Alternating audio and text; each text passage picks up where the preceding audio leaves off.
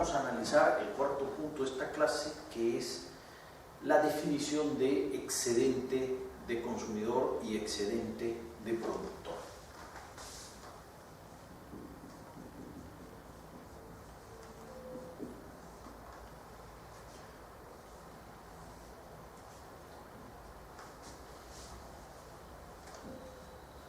En el caso del consumidor, nosotros tenemos una curva de demanda con pendiente negativa.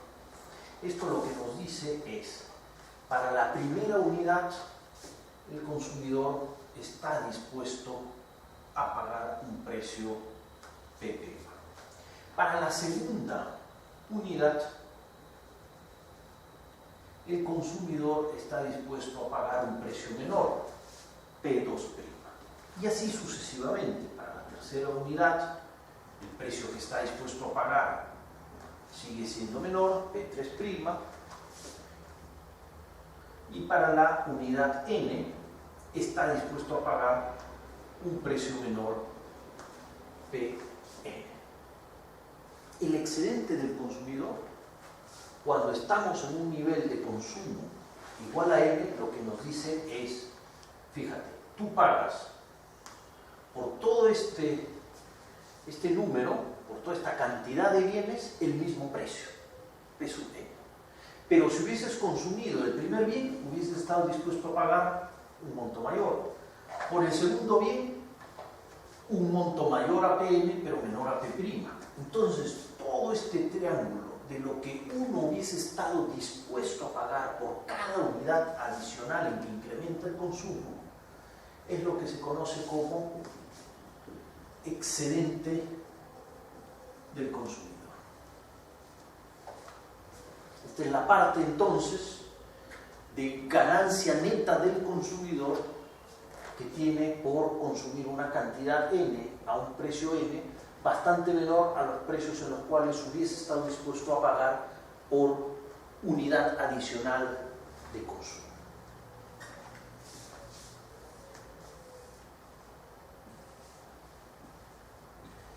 En el caso del productor, vamos a trazar la curva de oferta, el concepto es muy similar.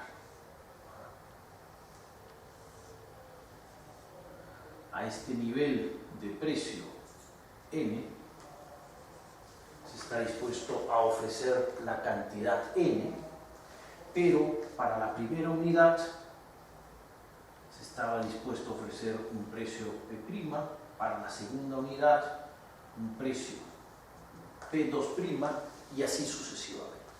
Nosotros estamos vendiendo N a un precio Pn bastante mayor que todos los anteriores, por lo tanto toda esta área sombreada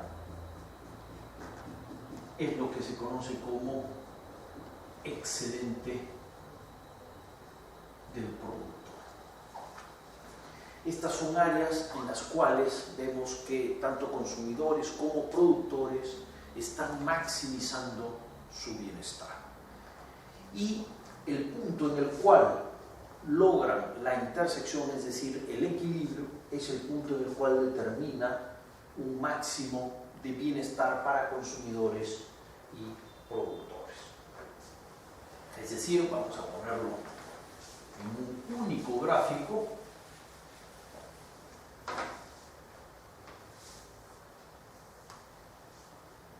Una curva de demanda y una curva de oferta. Vamos a cerrar las curvas buscando intersección con eje horizontal.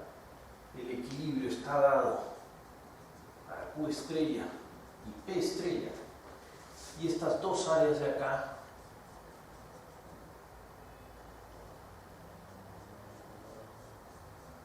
son las áreas de excedentes. Este es del consumidor y este es el excedente del productor.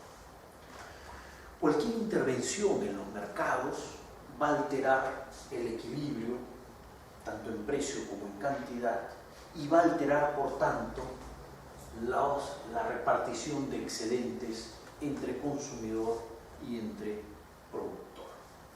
Y eso es algo que vamos a ver a continuación cuando analicemos políticas públicas. Bien, el último punto de la clase tiene que ver con políticas públicas y cómo éstas afectan el bienestar.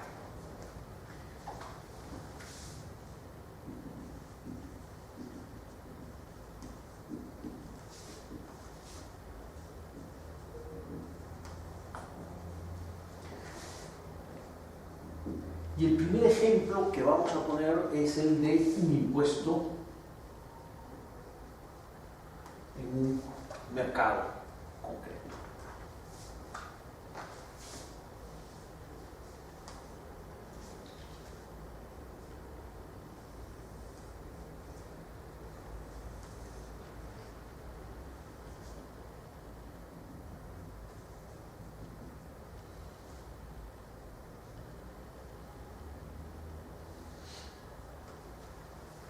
En este mercado concreto tenemos en competencia perfecta como resultado el equilibrio con Q estrella y P estrella.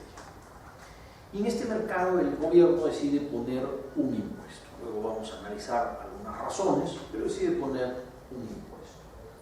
Este impuesto va a alterar las curvas de costos medios de la empresa. No alteraría la curva de costo marginal, básicamente la curva de costos medios, dependiendo de la estructura impositiva. Y ese es un buen ejercicio que les recomiendo a ustedes que lo hagan, ¿no? A nivel de la empresa, cómo afecta su estructura de costos medios un impuesto. Como resultado, la curva de oferta de la industria, como si se desplazara hacia la izquierda. Es como si hubiese existido un aumento en los costos, un empeoramiento de la tecnología que hace que los costos medios se incrementen.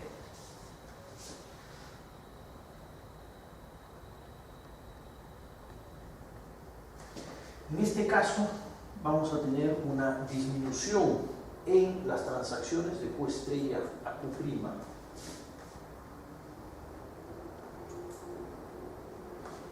P sub C mayor a P estrella es el precio que va a pagar el consumidor y el precio que va a recibir el productor es P supra P. Este es el precio que recibe el productor. La diferencia es el impuesto que ha puesto el gobierno. Entonces acá tenemos varias áreas. Tenemos una primera área que vamos a llamar A. Tenemos este cuadrado que vamos a llamar, este rectángulo, perdón, B. El rectángulo C. El triángulo D. Y luego estos dos pequeños triángulos E y F. Y lo que vamos a ver es, en competencia perfecta, cuál es el excedente del consumidor, cuál es el excedente del productor y qué pasa con estos cuando ponemos el impuesto.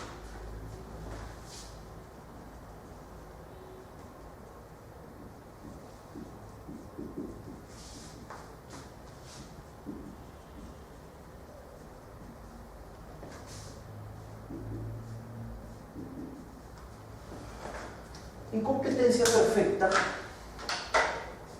el excedente del consumidor es todo este triángulo grande, es decir, la suma de las áreas A, B y E.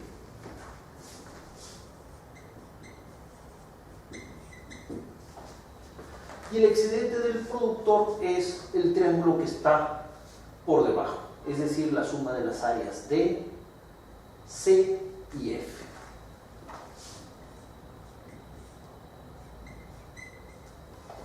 Cuando nosotros ponemos un impuesto, reducimos el nivel de transacción, el consumidor paga P supra C Por tanto, su excedente de consumidor, dado el aumento de precios, es solamente el área A. El consumidor ha perdido como excedente B y E. ¿Qué ocurre con el productor? El precio que recibe el productor está por debajo de P estrella, es P supra P. Por lo tanto, su excedente es solamente el área D.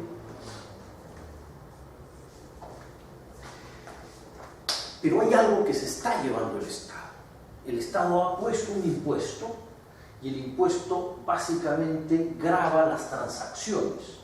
Entonces, el área B y el área C son áreas que reflejan la recaudación del gobierno. Entonces el gobierno, acá no se lleva nada, y acá se lleva, le quita al consumidor B y al productor le quita C.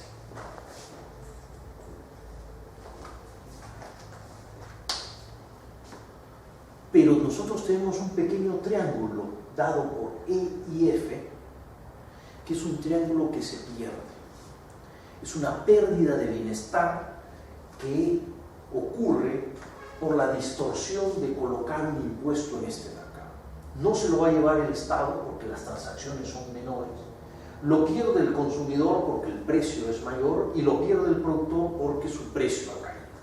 Entonces tenemos una pérdida neta de bienestar para toda la economía equivalente a las áreas E y F. Repito, esto ocurre porque tenemos una distorsión en el mercado producto del impuesto que coloca el gobierno. ¿Por qué coloca impuestos el gobierno? Porque tiene que financiar ciertos bienes públicos que hemos comentado al inicio de la clase.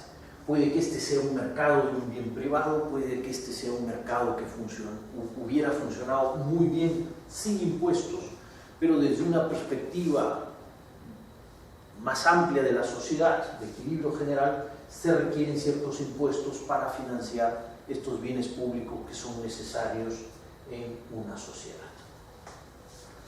El segundo ejemplo que vamos a poner es un ejemplo que tiene que ver con restricción de número de vehículos.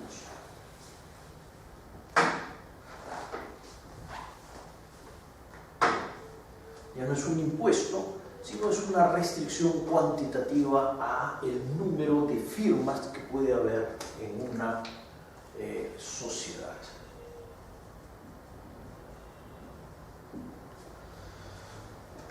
Puede ser el ejemplo de taxis, ¿no? Entonces hay una regulación que fija el número de taxis en un máximo y no pueden haber más taxis. Esto ocurre en ciudades densamente pobladas como Nueva York, ocurre en Singapur, también hay un número de vehículos máximo que puede circular y así sucesivamente.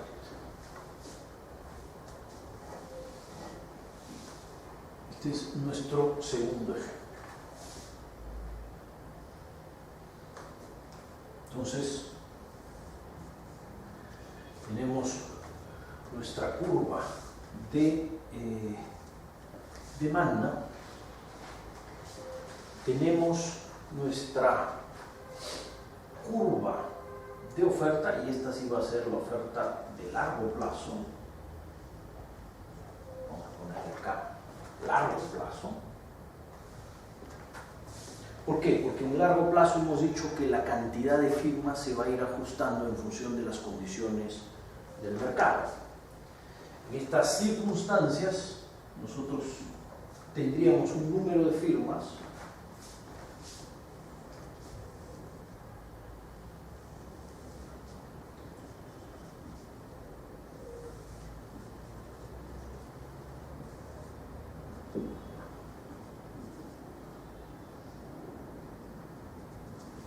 que reflejan condición de optimalidad en cada una de las empresas y que satisfacen la demanda de mercado. Entonces empresa P estrella tenemos una producción individual de QI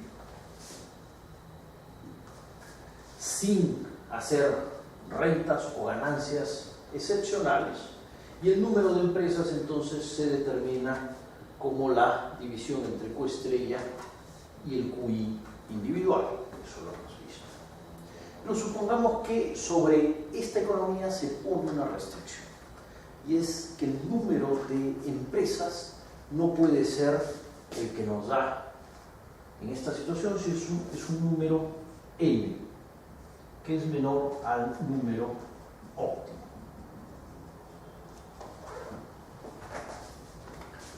En ese caso, la curva de oferta de la industria va a ser una curva horizontal hasta que nos topamos con la restricción de empresas. Y ahí viene a ser la sumatoria de los costos marginales de las n empresas. Es decir, una curva ya con pendiente positiva en el largo plazo. Vamos a poner Sn reflejando que este es el número máximo de empresas. ¿Qué ocurre en este mercado? En este mercado lo que va a ocurrir es un aumento en el precio AP'. Va a haber una disminución en las transacciones a nivel de Q'. Y lo que vamos a observar a nivel de empresa es una mayor oferta individual a nivel de P' sobre la curva de costos marginales, tal que N, que es fijo, por QI' es igual al Q de mercado Q'. ¿Qué ha ocurrido en esta sociedad? En esta sociedad tenemos una pérdida de bienestar para el consumidor, no para el productor, porque habíamos hablado de esta curva de oferta perfectamente elástica, equivalente a este triángulo. Vamos a tener sí cambios en condiciones, porque el excedente del consumidor se reduce. Ahora el excedente del consumidor es toda esta área, ya no es todo este triángulo grande, sino todo el triángulo pequeño. El productor que antes no tenía excedente pasa a tener un excedente dado por esta área, y hay una pérdida neta de bienestar para la sociedad equivalente al pequeño triángulo verde. Es interesante desde el punto de vista ya no de eficiencia de mercado, sino de economía política, que con esta restricción de N, nosotros estamos como Estado generándole una renta económica a estos productores en este sector. La renta económica viene dada por P' menos el costo medio cuando producen QI'. Esta es la renta por producto, ¿no? Si queremos la renta total hay que multiplicarlo por el nivel de producción. Desde el punto de vista de economía política tenemos un grupo privilegiado a costa de quitarle bienestar a consumidores y a costa de generar ineficiencias a la sociedad iguales a este triángulo. Mientras más severa es la restricción, mayor es la pérdida.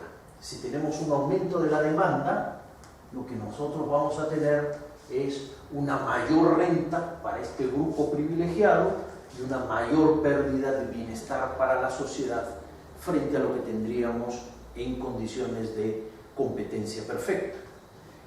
Este grupo privilegiado, al tener una renta excepcional, una renta cuasi monopólica por la restricción pública, se convierte en un grupo de presión.